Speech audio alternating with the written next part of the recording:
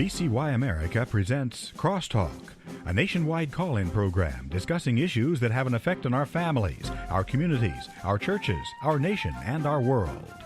Crosstalk, an opportunity for you to voice your concerns for biblical principles. And now live by satellite and around the world on the internet at vcyamerica.org. Here is today's Crosstalk. And good afternoon. Welcome to Crosstalk here on VCY America. Ladies and gentlemen, on many occasions, individuals will do something as a means to remember or keep track of a significant event in their lives so that every time they see it, it's going to be a reminder to them. Perhaps it's been a spiritual decision or perhaps some significant event that's occurred. I mean, we see the children of Israel who gathered stones as they crossed the Jordan and built a monument so that future generations would ask, when they ask that question, what meaneth these stones, they could recall how God led them through and provided for them. You know, as a nation, we also put up monuments, not to worship, but to remember individuals or events that have impacted our nation in a significant way. And yet it's these statues and monuments that are under attack. Why is this happening? Thank you for joining us here today on Crosstalk. It's our privilege to have in studio with us Dr. Tim Schmig, Executive Director of the Michigan Association of Christian Schools and Director of Stories and Stones, author of Stories and Stones, Our Heritage of Evidence, and also has led some of our VCY ministry trips. Tim, good to have you here in studio. Thank you so much, Jim. It's a blessing to be with you today. Yeah. And Tim, as you know, there's just really been a deliberate attempt, an attack really, going on to rid us of any remembrance of the founding of our nation and our history. Why do you why do you surmise there's such a concerted effort in this regard? Well, I think part of it is this. Today, they look back through the lens of their own personal experiences, and they judge our founders based on what we call presentism. And they weigh the actions and the productivity of our founding fathers and those who have gone on before us based on what they feel is right today, which is very unfortunate because the reality of it is, all of us are flawed. All of us have contradictions in our lives. All of us have made mistakes in our lives. And we don't need to have those illuminated and expounded to the point where they get torn down. Realistically, our founding fathers are not perfect, and none of us are perfect. The present-day Protestants tearing down the monuments, they're not perfect. And yet, if you look at our country through the lens of idealism, we will be weighed in the balances and found wanting. But if you look at our country's history, based on the times that they lived in, they gave us some pretty amazing things.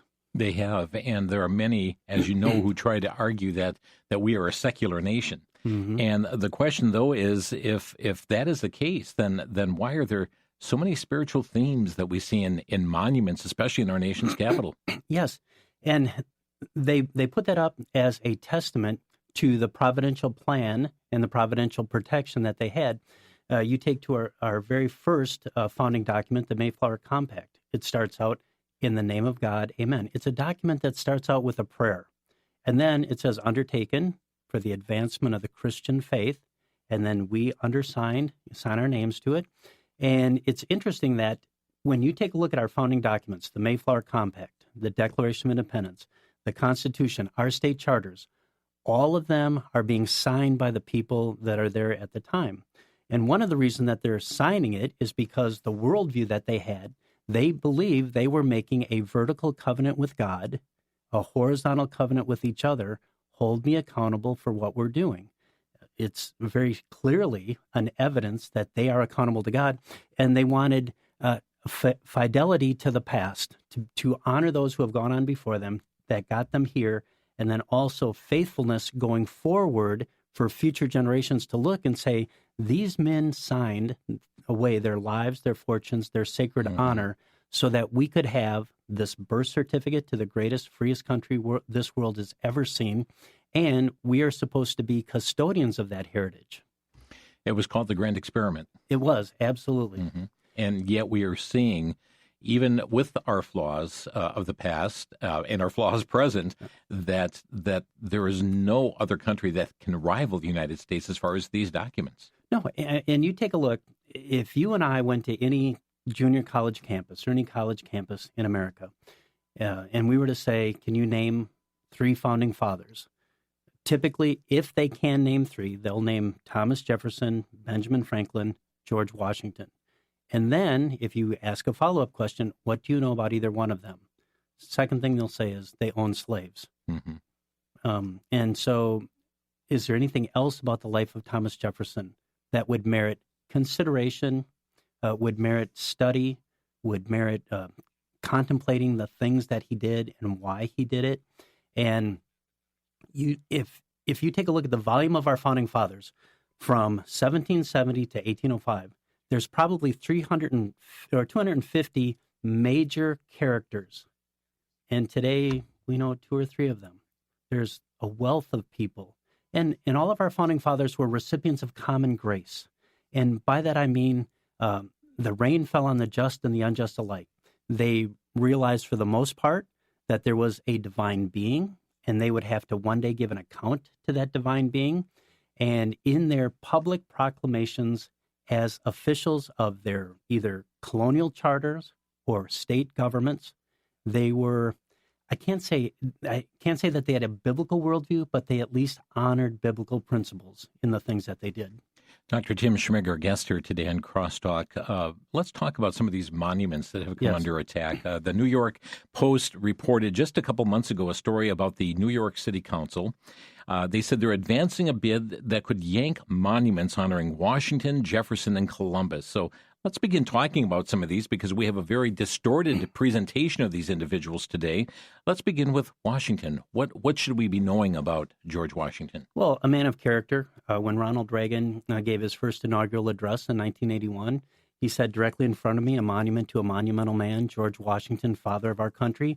He led our nation out of Revolutionary War into infant nationhood. He set the standard for what a president should be. He was a man of character in that he paid chaplains the exact same amount of money that he would pay a captain in the military.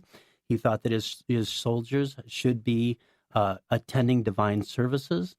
He had a standard for himself that a series of principles that he wanted to live by, rules for civility. And so, judging by the standards of the day, he was a man of character.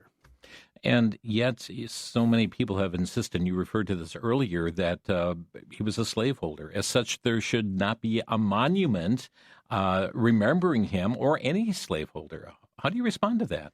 Okay, so first of all, slavery was not an American invention. We inherited it from the British, which is what we were at the time.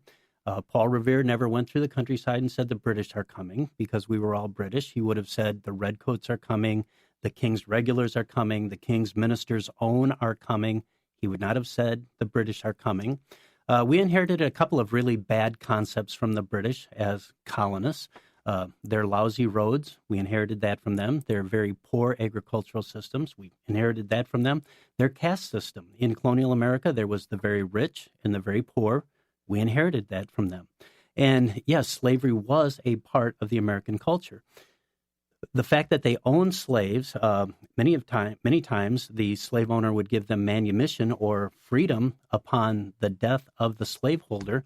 Except in the state of Virginia, it was very difficult to free a slave if you were indebted because the people you owed the money to got the slave as payment of your debt. So to just let them go, there were laws against that. And so we look at it and we just say, okay, it was a very unfortunate thing. We certainly don't condone that, but we say that was typical of the times. And we were not the only country that had slavery. Mm-hmm. And today, slavery is still worldwide. I mean, I'm not sure exactly what the statistics are, but I think they've said there's close to 25 million people enslaved today.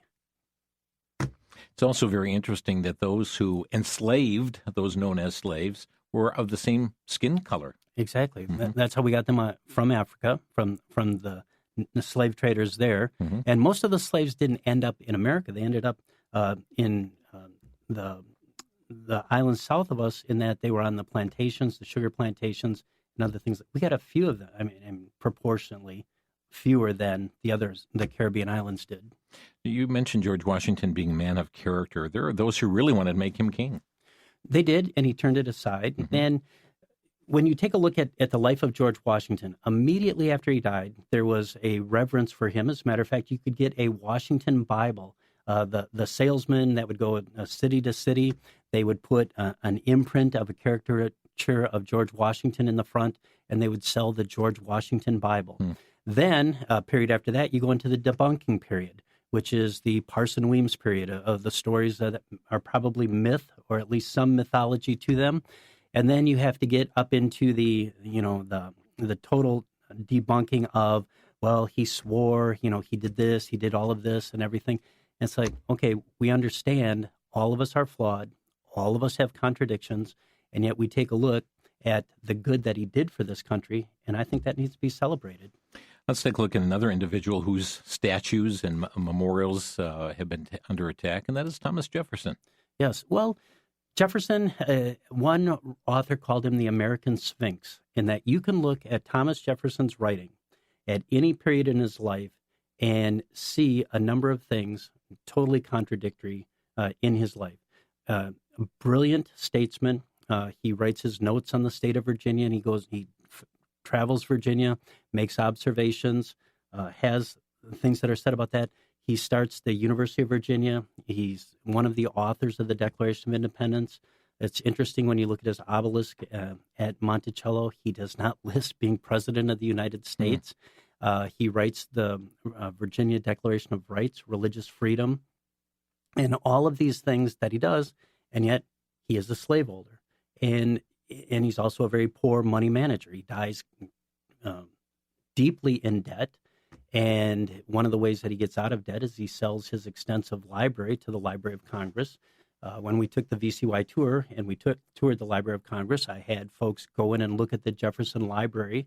And to me, it's just amazing that you can look at books in this room that Thomas Jefferson would have held or possessed or looked or read from.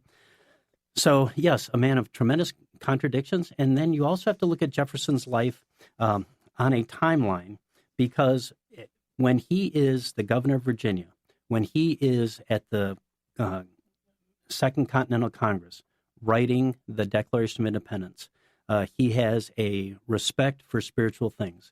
Later in his life, when he's trying to start the University of Virginia, and he wants to hire a professor by the name of Cooper, and Cooper is an infidel, a non-believer, and the pastors from the Valley area, Charlottesville, say, if you hire Cooper, we will not be sending any of our students to you.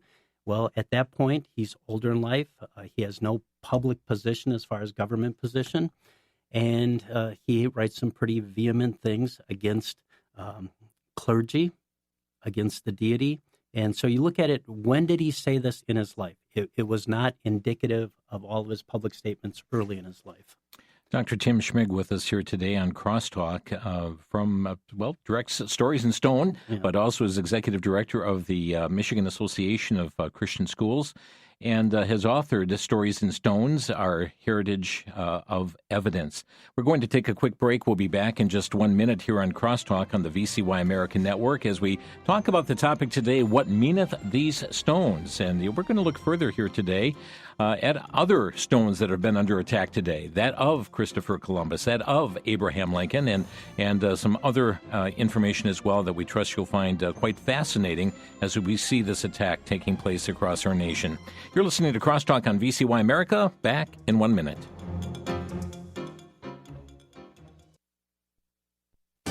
Back to Genesis with Dr. John Morris, author and seminar speaker with the Institute for Creation Research.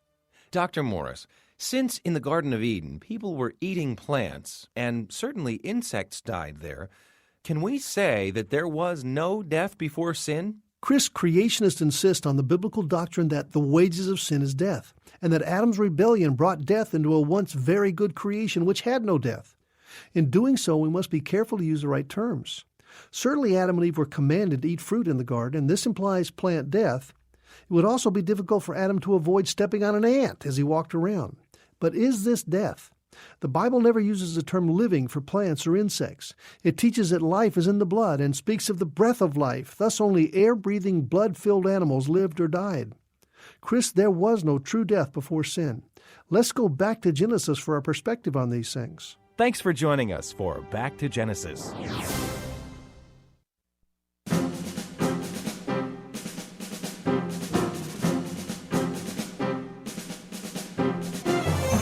This is Crosstalk coming your way from the VCY American Network. Dr. Tim Schmig is with us today, Executive Director, Michigan Association of Christian Schools, Director of Stories and Stones, and author of Stories and Stones, Our Heritage of Evidence. Friends, we're talking about this attack that we have seen more recently in recent years against the monuments, against the statues of our nation. We're talking about some in particular that have been targeted, George Washington. We have schools that are even changing names from some of these individuals. Another we were just talking about was Thomas Jefferson. And before we move on to someone else, Tim, I'd like to ask you about Thomas Jefferson in particular, because there are many who will hold him up and say, well, he is the one that promoted and came up with the idea of separation of church and state, and therefore we should not have the church engaging in the affairs of the state. Well, in 1801, when the New England pastor Leland rolled a 2,000-pound cheese to Thomas Jefferson, guaranteeing Jefferson that the cheese was milked from Republican cows out in the New England area, he brought this massive cheese to the White House and gave it to Thomas Jefferson, the executive mansion at the time.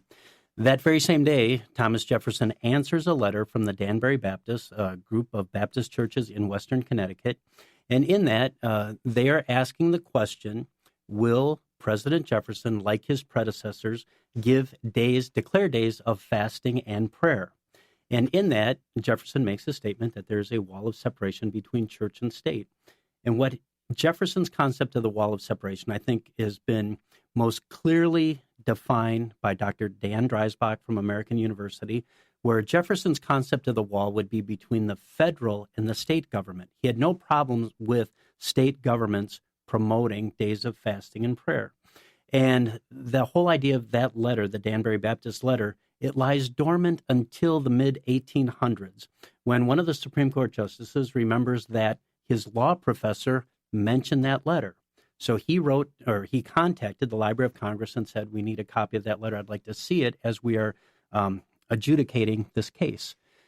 And so we don't have Xerox machines back then. So the clerk copies Jefferson's letter word for word, almost. Jefferson says that this is the legitimate power of government declaring days of fasting and prayer.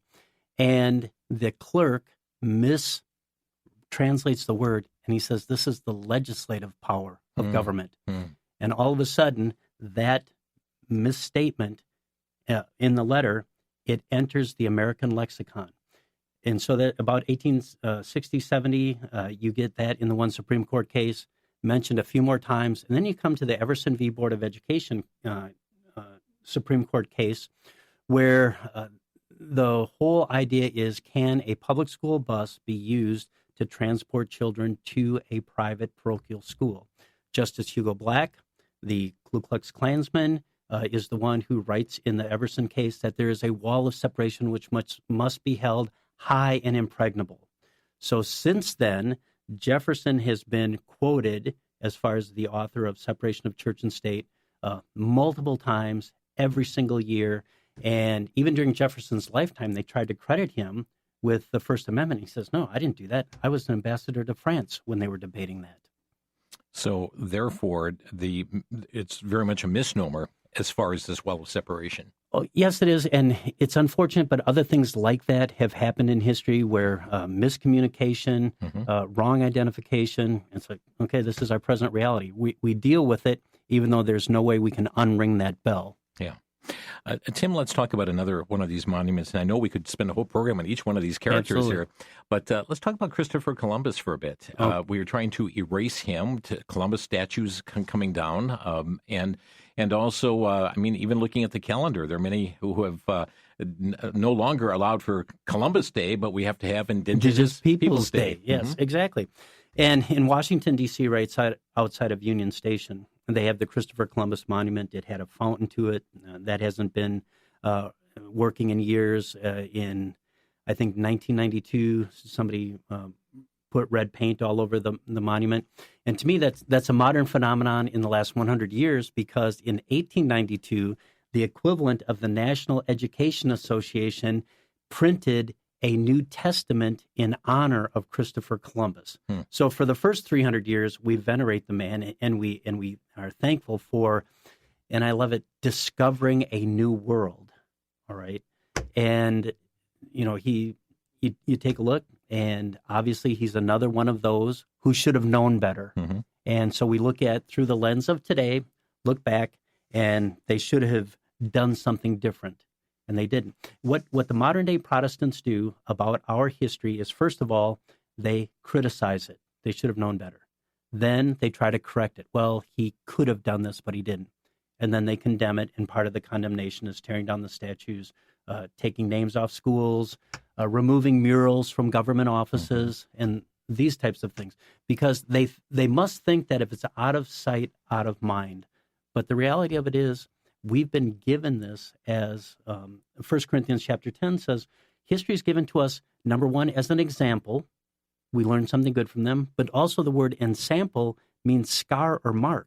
And if we get a scar on us because we didn't do things well or we did something stupid, we look at that scar and we think, oh yeah, we don't need to do that again. Right. And so sometimes the negative lesson is just as powerful as the positive lesson.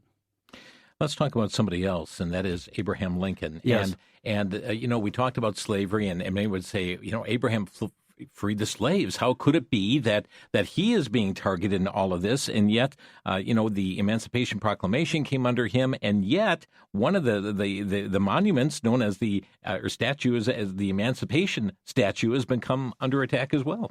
Well, there you go again, because I don't think they thoroughly understand what they're doing when they tear down the monuments. They see a monument, it needs to be torn down because it's a monument, even to the point of total insanity that out in Seattle, they wanted to tear down the monument to Jimi Hendrix, who is the patron saint of rebellion. Why would they tear down that monument? When we go to Washington, D.C., and we stand at Ford's Theater, we turn across the street and we look at Peterson House, and there's a museum to Abraham Lincoln there. There is a 4-story circular staircase, and the staircase is surrounding books about Abraham Lincoln. There are more books written about Abraham Lincoln than any other president, the rest of the presidents combined, probably. And to study the life of Abraham Lincoln, number one, he kept the nation, he kept the Union together. He did what he had to do. He was a man who, for his time, was very wise, very eloquent in the things that he did. You go to the Lincoln Memorial, you take a look at his second inaugural address off to the left-hand side.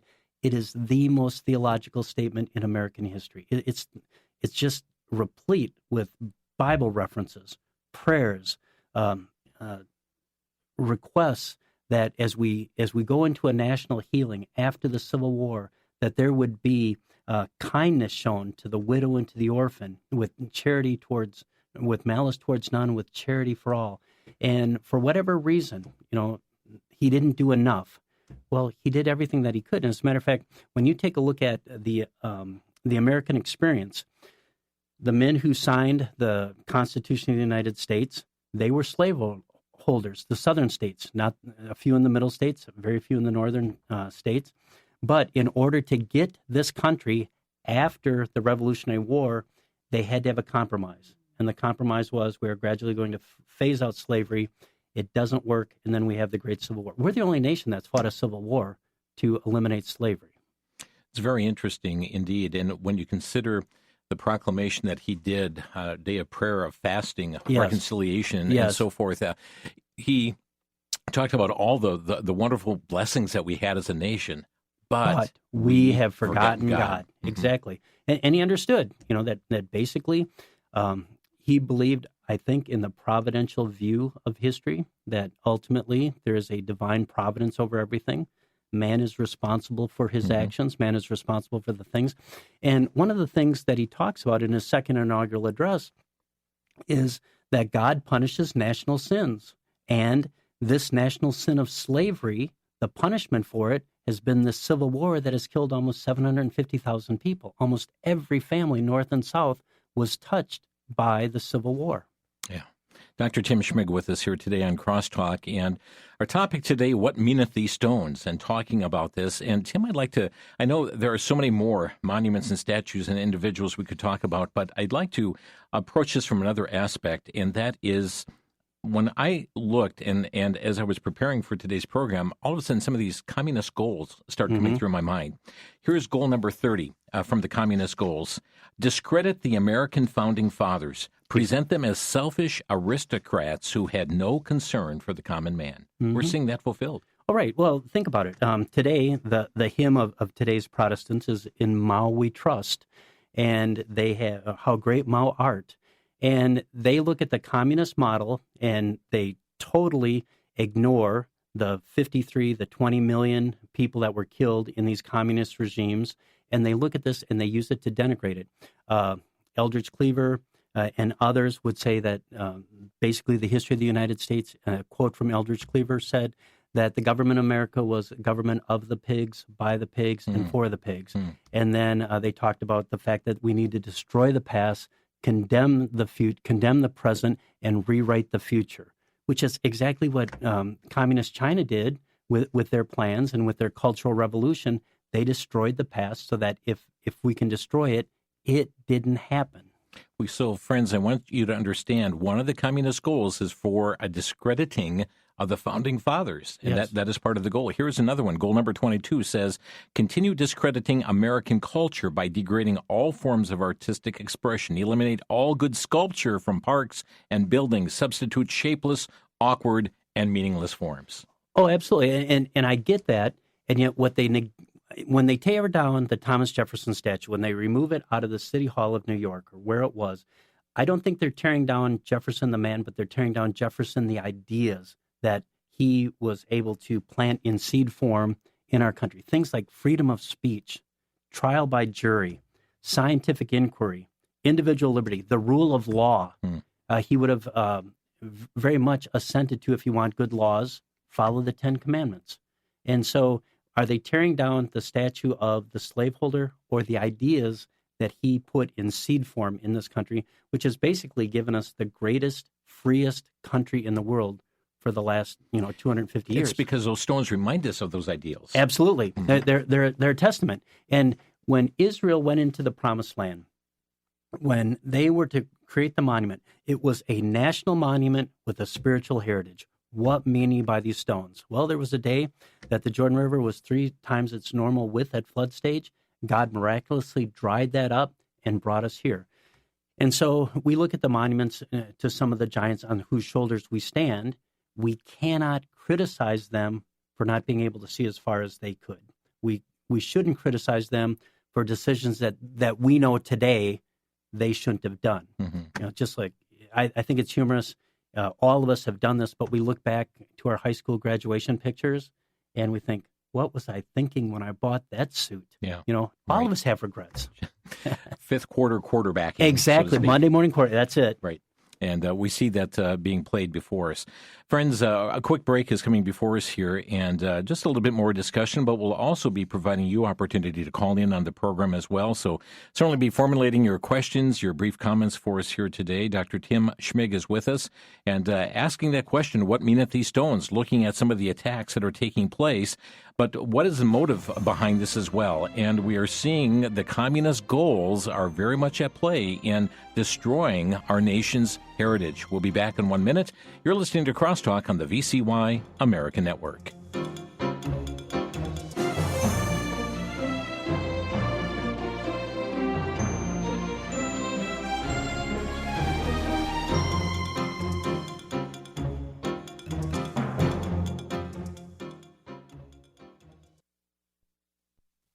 High in the Swiss Alps, Lucian, a lonely, frightened 13-year-old, is overtaken by catastrophic events as he causes little Danny to fall off of a cliff. Lucian finds himself an outcast with his family, his school friends, and especially the very hostile Annette, the sister of Danny. Danny, I've told you not to talk to Lucien. He'll only hurt you again. Bitterness and anger set in. As Lucian finds solitude in the nearby woods, he comes across a woodcarver who helps him find the peace he was looking for, that not only changes his life, but that of others as well. You may be able to run away from the village, but you can't run away from yourself. Treasures of the Snow quickly captures the heart. It's a story of friendship, forgiveness, and redemption. Treasures of the Snow is available on DVD for a donation of $16 or more by calling VCY America at 1-800-729-9829. That's 1-800-729-9829.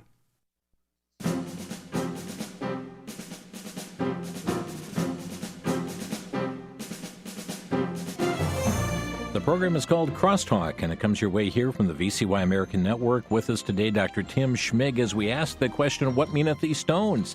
As we see the heritage of our nation under attack in so many different ways, we see it, manifest through the taking down of monuments, murals, paintings, anything that having to do with these. Yet, it's amazing when one goes to the U.S. Supreme Court building, how many places in that building are engraved the Ten Commandments and Moses. Tim, that there's great significance that the founders had etched into these buildings. That is our heritage. It's our heritage, and it's not just, there's Solomon that's there, there's Moses that's there. Mm-hmm. On the eastern side of the Supreme Court building at the pediment, there's Moses holding the Ten Commandments. Mm-hmm. As you walk into the great chamber, you will see an oak panel door there, and it's got Roman numerals 1 through 5 on one side, 6 through 10 on the other side, which if you Google it, go to that fount of all knowledge, Google, and it will say that is the icon for the Ten Commandments. Not the Bill of Rights. Not the Bill of Rights, no. Tim, we know that the education system is being used to accomplish these communist goals and to accomplish this upheaval that's going on. Listen to goal number 17. Get control of the schools, use them as transmission belts for socialism and current communist propaganda. Soften the curriculum, get control of teachers' associations, put the party line in textbooks. Do you think that's happening today? I would say that for any parent out there, for any grandparent, I firmly believe that the last best hope for patriotism in America, for love of country, for instilling character in young people, is either homeschooling or put your child in a Christian school. And the reason for that is people put their children in a Christian school for the things they can't get from the government schools. And it would be character and Bible study, and then also prayer, and teaching young people that there is a responsibility. I've often been asked, working with the Michigan Association of Christian Schools, how do our students do in the real world? Because if you compare the government schools, Caesar's Palaces, to our schools, there's no comparison by gymnasium, science lab, computer lab, and yet our graduates get accepted in the military academies, all the places that they want to go. They do a commendable job. And the reality of it is we haven't seen the real world east of Eden. We live in a fallen world right now, a world that has set its back to the Lord and not turned its face to the Lord. And so we work with fallen people and try as best as we can to say, follow me as I follow Christ. And I do believe it is God honoring to honor the things that the Lord has given us. And Isaiah chapter 6, the seraphim who shout day and night, the whole earth is full of his glory. Yeah. We need to see his glory and the Lord in our history and celebrate those things and make sure that they're passed on to the next generation. Ronald Reagan said we are one generation from destruction. Wow. That's sobering, folks. Let's open our phone lines here today on Crosstalk. Our number 800-733-9829, 1-800-733-9829. Our guest today, Dr. Tim Schmig, and we're talking what meaneth these stones, and perhaps you have noticed matters going on in your own community, or certainly our nation's capital as it relates to the attack that we've seen upon remembering the heritage of our nation, whether it be that of statues or morals, I should say statutes as well, because that is very much the case. Our number 800-733-9829. Tim, aside from the school aspect that you just mentioned, how should believers respond in such a time as this? Well, I think that we need to speak up. We need to have a voice. I would say responding either by calling into programs like this, writing a letter to the editor, showing up at school board meetings, but letting their voice be heard, maybe writing to their elected officials, or better still, when their elected official is back in the district and they have, coffee with the congressman or whatever. Talk to them about these things. Let them know that you are concerned, because there's a concerted movement to have these monuments destroyed, to have an educational system that promotes indoctrination rather than education, and speak up to our elected officials. And if your elected official is not satisfying to you, run for office yourself. Mm-hmm. And there's nothing that says you can't run for office. And always remember, we pray for our elected officials. The Bible tells us, I beseech therefore that first of all, prayers, supplications, intercessions, giving of thanks be made for kings, for all that are in authority.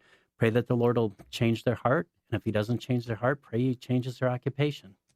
And I know this is vitally important, Tim, as we consider even the movement that we've seen where schools have gone very woke in the materials that they offer. And there are a number of believers today in various school districts who said, I am going to make a difference. I'm going to run for office. And we need more individuals who are going to run for office, whether it be city council members, county board supervisors, state legislators, and certainly congressmen and U.S. senators as well. Oh, absolutely. We're supposed to be salt and light, and salt in the salt shaker doesn't do much good. It's got to be applied into the society, into community. Let's go to the phone lines. We have Dick calling from Washington. Hi, Dick. You're on the air. Thank you, Jim. A little addition of information about Thomas Jefferson. Thomas Jefferson authored the Northwest Ordinance, which is north of the Ohio River to the Great Lakes, west to the Mississippi. And in that document, written, I think it was 1787, he banned slavery and involuntary servitude. Tim, your response? We knew that as we progressed westward, I mean, once we got over the Appalachians and we realized how much land there was, and that was one of the things that Jefferson did with the Lewis and Clark expedition. How much land do we have, and can you find a waterway to the Pacific Ocean? Once we realized how much land there was, then you've got the great debate. Congress is divided almost equally between slaveholding states and free states, and what's the representation going to be? And that's where you come up in the 3/5 principle, and then also you've got the Missouri Compromise as far as states going westward. Are they going to be slave states or free states? But that is a good point. The other thing with the Northwest Ordinance is he instituted education in each community that was there. And then also another thing that I think is pretty interesting, if you travel very much in the East, the roads there can be as complex as any math problem you've ever seen, but it was said that in the Northwest Ordinance, roads would run north, south, east, west, except by the lay of the river or the lay of the land.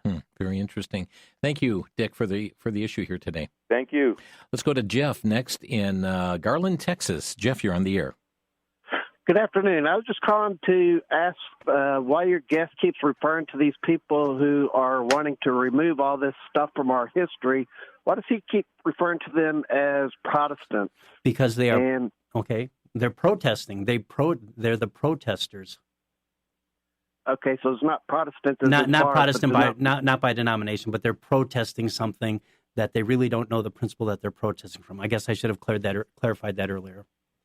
One other thing, if somebody was in an effort to preserve our history, if you will, let's say for like an end times type thing, to try to keep a history, some kind of a record, has anybody ever thought about putting together some kind of a list of concise works that kind of pretty much discusses these founding fathers and our history so that, hey, this is so we can tell future generations, having a record, so to speak, this is what really happened. Jeff, thank you so much. And, we've interviewed William J. Federer many, many times on this station and on Crosstalk. And one of his works that is just masterful is America's God and Country Encyclopedia of Quotations. And there you'll find references to God, going to the presidents and statesmen and founding documents pointing to that. But he's got a library of books dealing with these issues and has been interviewed often concerning them. Bill Federer has done a wonderful job. David Barton has done a wonderful job. Scholarly work, anything by Dr. Dan Dreisbach, as far as the research and just the intent of what Thomas Jefferson was writing about with his letter to the Danbury Baptist. There's a wealth of information out there. You want to make sure that you're going to reputable sources. The researchers who are going back to first source documentation. Dr. Catherine Millard is another. Yes. And she's got some great works. Thank you, Jeff. Malcolm in Osprey, Florida, you're on the air. Good afternoon. Congratulations that you're talking at last about The Naked Communist, a book that is now an American classic. 0.2% of all books that year made that level. This book was mandatory reading, published 1958 from the congressional testimony in 1956 by Skousen. And this book was as I said before, an American classic and necessary, mandatory reading for the FBI and CIA from 1958 to 1972. In 1972, the House Un-American Committee was abandoned, but mainly by two people from Michigan, and I'm also from Michigan, John Dingell and John Conyers, both very active in the communist movement. They abandoned and discontinued the House Un-American Committee in August of 1972. Therefore, the communists have had free reign in America since that date. This book should be mandatory reading in all high schools in America. I'm trying desperately to get it into Hillsdale College, but I'm meeting with some resistance there, which means the communists have infiltrated that institution too. Well, I don't know whether I don't know draw about that, but conclusion. what I would say is this. Today, the truthful telling of our past is truly in a moral freefall, and it's being rewritten. I want you to listen to this quote by Chief Justice Earl Warren. And if you know anything about Earl Warren, if you traveled anywhere in the South during the 1960s, there would be billboards that said, "Impeach Earl Warren." Time magazine, 1954. I believe that no one can read the history of our country without realizing the good book and the spirit of the Savior have from the beginning been our guiding genius. Obviously, they're trying to rewrite our history, and they're trying to rewrite the history in their own image, because if you can destroy the past, then you control the future. And if you destroy the past and take these men of stature out of young people's lives, then you can reinsert new idols in their place. Malcolm, thanks for the call today. You're welcome. Mary is calling from West Des Moines, Iowa. Mary, you're on the air. Yes, I'm glad they mentioned the naked communists. I was wondering if some organization like yours or other people that are always reporting these opposites, if it could just be printed on 3 or 4 sheets of paper, and it could, what the communists, their manifesto is and everything, and what they plan to do. And then the quote from Lenin or Marx that says, "useful idiots." Mm-hmm.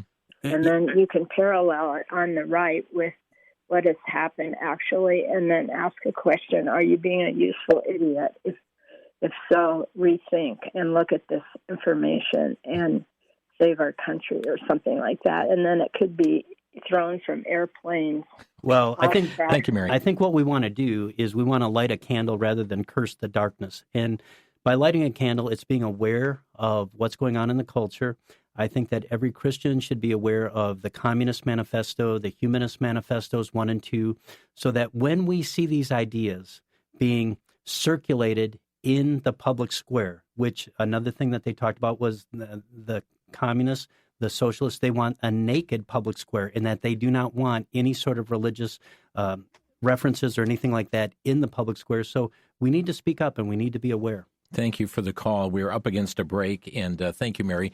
Our number to Crosstalk is 800-733-9829, 800-733-9829. I mentioned Bill Federer before. Let me just mention his book, America's God and Country Encyclopedia of Quotations. We do have that available through our ministry, as well as a book on socialism in which he lists all the communist goals. That is there. And you can reach out to our switchboard, 800-729-9829. But our guest has also written a book. We'll tell you about that after the break in 1 minute.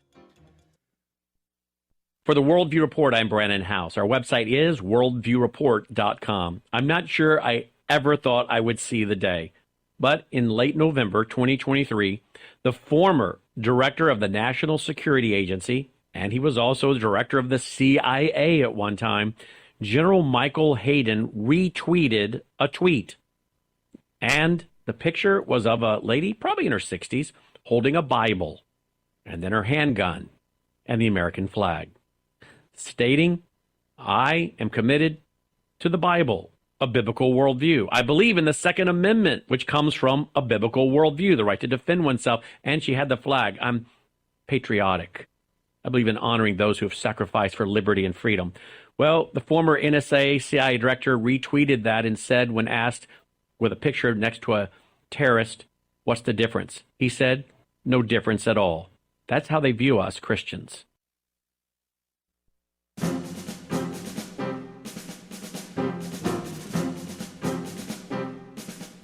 What meaneth these stones? Our topic today on Crosstalk. Dr. Tim Schmig is with us today.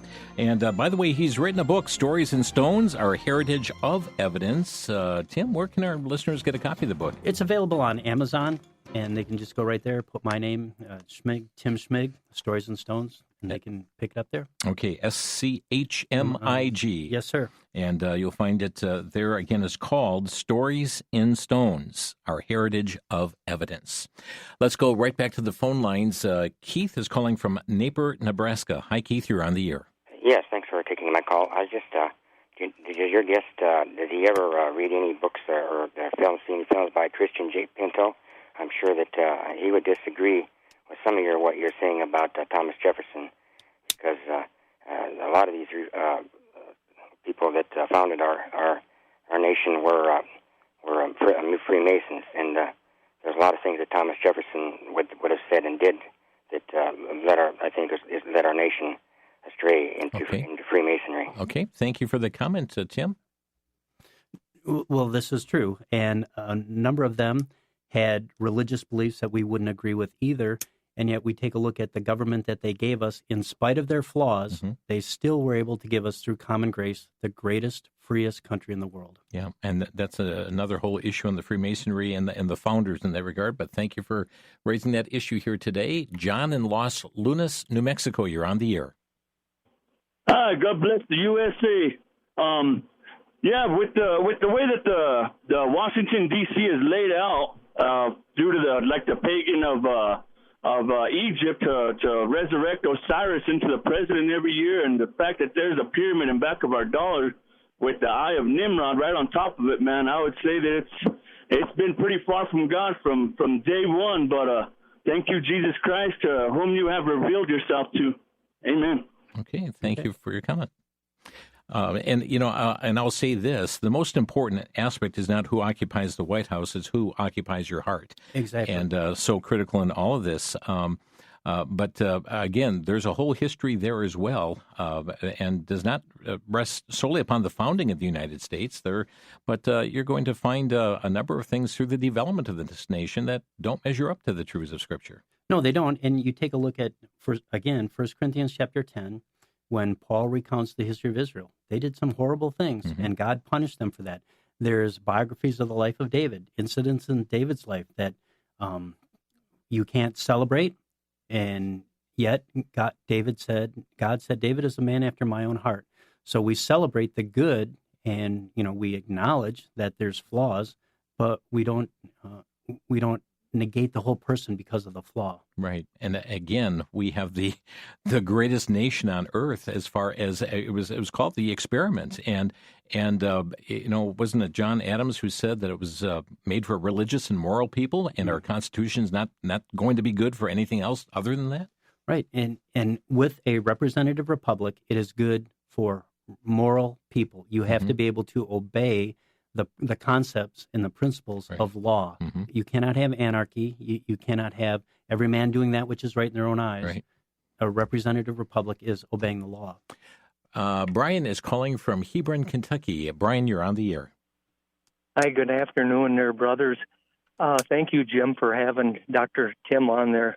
Another guy that I'm going to have to start sharing on social media. I like to share everything about our founding fathers, from either, like you were saying, William Fetter. Wall Builders has an enormous book of everything from the founding fathers' original intent and original writings. And you start to hear that 29 of our 56 signers are a Declaration of Independence. We're biblical scholars, theologians. And I just wanted to ask your guest, Dr. Tim, there, what he knew and what he could tell our listeners about Dr. Benjamin Rush. Okay, Dr. Benjamin Rush was the youngest signer of the Declaration of Independence. As a matter of fact, he was a good friend with Thomas Jefferson, and he would sign his letters to Jefferson, your compatriot of 1776. In his mind, the high water mark of his life was signing the Declaration of Independence. And too often we look at the painting in the Capitol building, and we just think, oh, just a bunch of dead guys who have gone on before us. But they were people just like us. As a matter of fact, Benjamin Rush was very much interested in Richard Stockton's daughter, and he was not getting anywhere as far as her showing interest in him. And so one day he said, I heard a message from John Witherspoon. And she said, John Witherspoon, another signer of the Declaration of Independence, is my favorite preacher. Because of that, Richard Stockton allows his daughter to marry Benjamin Rush. Benjamin Rush is founder of the American Bible Society, Philadelphia Sunday School movement. He does Surgeon General of the Continental Army. Benjamin Rush is one of those that, not so much a forgotten founder like Roger Sherman, but someone that we could celebrate as well. Thank you for the call here. We've got a caller from Milwaukee. Go ahead, caller. You're on the air. Yes, I just have a question. Since those that want to rewrite history, a lot of that have to do with taking down anyone that had anything to do with slavery through the years. Well, wouldn't that, if they want to rewrite history, wouldn't that X out slavery? I mean, wouldn't they want to rewrite history and that would include slavery? I mean, what would that do to their agenda then? I mean, since they want to attack everyone that had anything to do with the history of slavery in this country. Okay, thank you. Well, we are in a position where they've leveled everybody except themselves. And, we all know we all have flaws. We all have contradictions in our lives. We all look back at earlier times in our life and we wish we would have done something different. And yet the reality of it is, the poet has said, time has forever barred the way. We can't return to yesterday. Out of reach, beyond the blue, tomorrow waits in vain for you. So take today, enjoy its measure. Soon it will be yesterday's treasure. Thank you. Grady in Monticello, you're on the air. Yes, this is Randy Lee. I understand everything you gentlemen have been talking about, but you are way above what is actually happened. In the last 60 years, the NEA has put together a public school curriculum, which basically has made certain that 80% of the public school system children graduate as dysfunctional, semi-illiterate. I'm going to have to stop you there because we only got a quarter of a minute left and want you to have a response here, Tim. Well, there definitely is. We've gone from educating young people to indoctrinating them. And when you can indoctrinate them, you can get them to follow the herd, follow the crowd. And what we need today is teaching the ability to think critically and to act biblically in our society. Thank you for your call, and we apologize to others on hold. We have run out of time. Our guest today, Tim Schmig, who is Director of Stories and Stones and Executive Director of Michigan Association of Christian Schools. If you want to correspond further with him, timschmig@gmail.com. Tim Schmig, SCHMIG, @gmail.com. God bless you, folks. Thanks for listening. You've been listening to Crosstalk via satellite and the internet from VCY America. Views expressed may or may not be those of this station. For a CD of today's program, send a donation of $6 or more to VCY Take Ministry, 3434 West Kilbourne Avenue, Milwaukee, Wisconsin, 53208, or download by RSS or podcast from crosstalkamerica.com. And join us again for Crosstalk.